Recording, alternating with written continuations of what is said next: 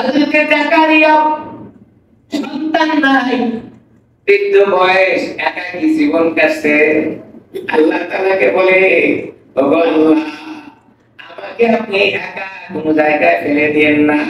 ও জাকারিয়া ইজনাদা রাব্বাহু, আল্লাহ আপনি আমার রব, আপনার কাছে চাই, আপনি আমার প্রতিপালক। রব্বি লা তাযারনি ফারদা, আমারে একা একা কোন জায়গায় আপনি ফেলে দিয়েন না, একা ফেলে দিন না। ফারদন শব্দের অর্থ হলো একক।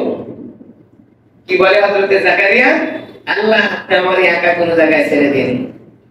হযরত জাকারিয়া আলাইহিস সালাম আল্লাহ তাআলাকে ডাক দিয়েছেন, আল্লাহ আমার একা কোন জায়গায় আপনি ফেলে দিয়েন না। আল্লাহ হযরত জাকারিয়া আলাইহিস সালামের এই কথাগুলো সুন্দর করে কর্ণে নিয়েছেন।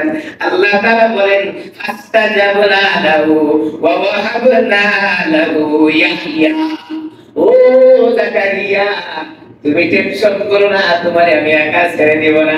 তোমার জন্য একটা সুন্দর ব্যবস্থাপনা করে রেখে দিয়েছি, সেটা হলো তোমার জন্য একটা সন্তানের ব্যবস্থা করেছি।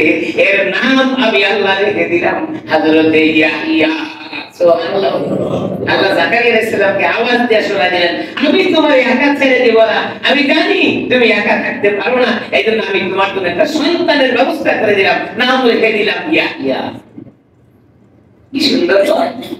فاستجبنا له ووهبنا له يحيى وأصلحنا له زوجا।